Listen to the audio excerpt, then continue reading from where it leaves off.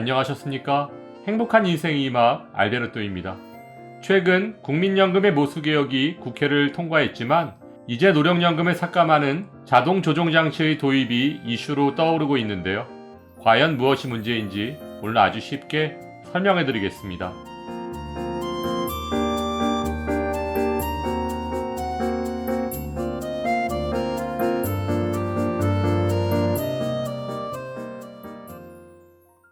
최근 국회에서는 국민연금 보험료율 13%, 소득 대체율을 43%로 인상하는 모수개혁이 국회 본회의를 통과하자마자 다시 국회연금개혁특별위원회가 꾸려져서 활동을 시작했는데요. 이는 그동안 모수개혁에만 집중하며 미뤄왔던 구조개혁을 서두르자는 취지라고 할 수 있습니다. 그렇다면 국민연금의 구조개혁은 어떤 내용들을 포함하고 있을까요? 구조개혁은 국민연금뿐 아니라 기초연금, 퇴직연금, 개인연금 등 성격이 완전히 다른 연금 제도를 아울러 다층적인 노후소득 보장 제도를 만드는 작업이라고 할 수 있는데요. 세대 간 형평성을 고려하고 제도가 더 오래 지속될 수 있도록 하는 것이 핵심입니다. 하지만 앞으로의 상황은 어렵게 국회 본회의를 통과한 모수개혁보다 구조개혁은 더 길고 어려운 가시밭길이 예상되고 있습니다.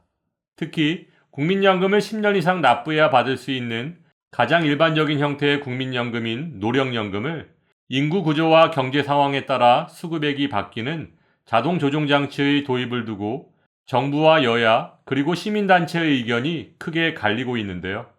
정부는 이번 연금개혁을 추진하면서 가입자 수와 기대 연령 변화를 반영해서 기존 수급자의 연금 인상액을 조정하는 방식, 결국 노령연금을 삭감하는 방식인 자동조정장치를 추진하려 하고 있고 야당과 시민단체에서는 자동삭감 장치라며 맞서고 있는 상황입니다.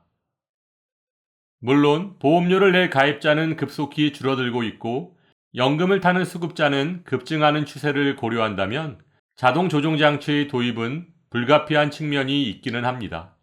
따라서 보험료 수입보다 지출이 많아지고 쌓인 기금을 헐었으면서도 기존 수급자의 연금만 해마다 물가 상승률만큼 또박또박 올려줄 수는 없다는 것이 정부의 입장이지만 정부의 주장처럼 자동조정장치를 국민연금 구조개혁의 핵심 과제로 볼 수 있는지는 의문입니다. 또한 정부는 국민연금의 재정 위기만을 주장하고 있지만 공무원연금, 군인연금의 재정 상황은 훨씬 심각한 상황이다 못해 기금이 거의 바닥난 상황입니다.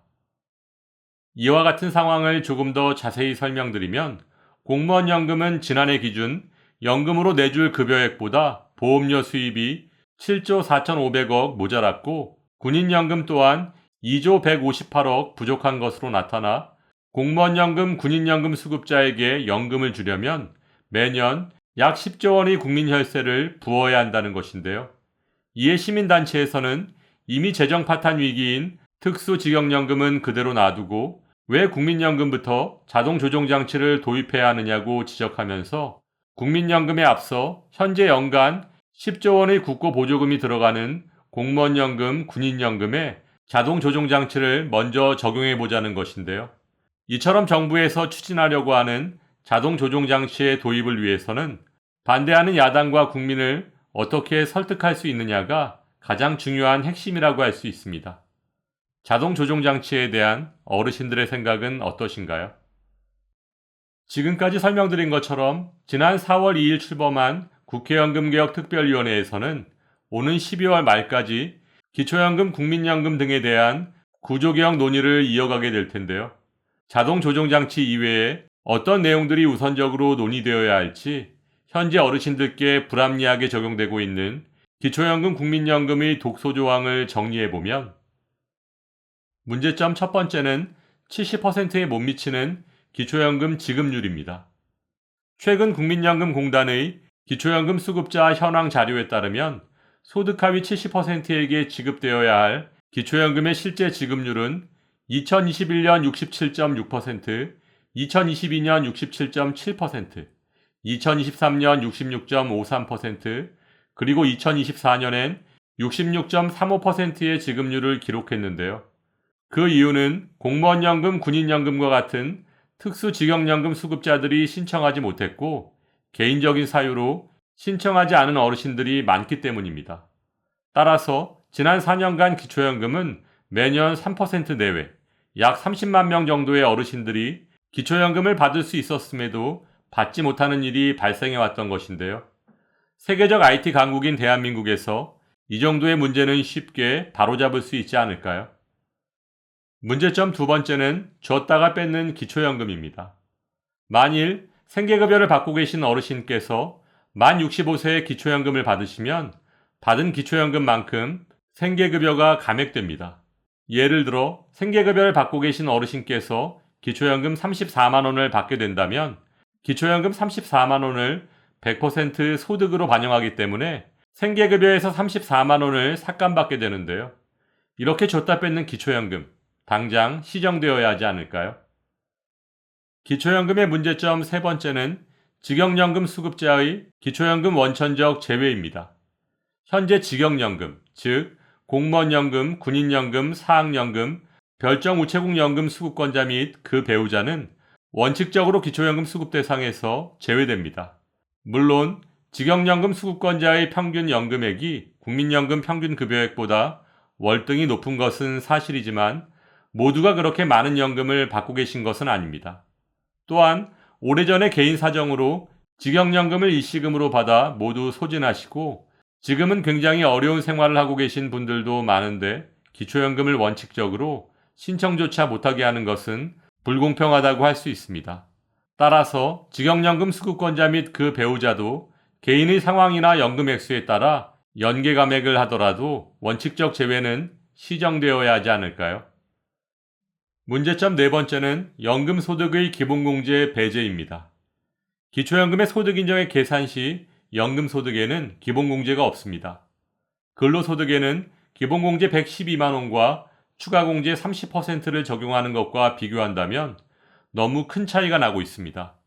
어차피 연금소득도 젊어서 열심히 일해서 번 근로소득을 아끼고 아껴서 연금에 납부한 것인데 유독 연금소득, 그 중에서도 의무가입시킨 국민연금에만 기본공제가 없다는 것은 너무 불공평한 것 아닐까요? 반드시 시정되어야 합니다. 문제점 다섯 번째는 재산의 기본공제에 대한 불균형입니다.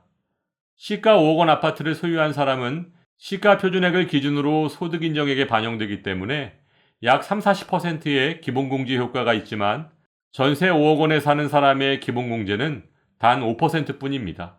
또한 5억 원 금융재산을 갖고 있는 사람은 기본공제가 달랑 2천만 원뿐입니다.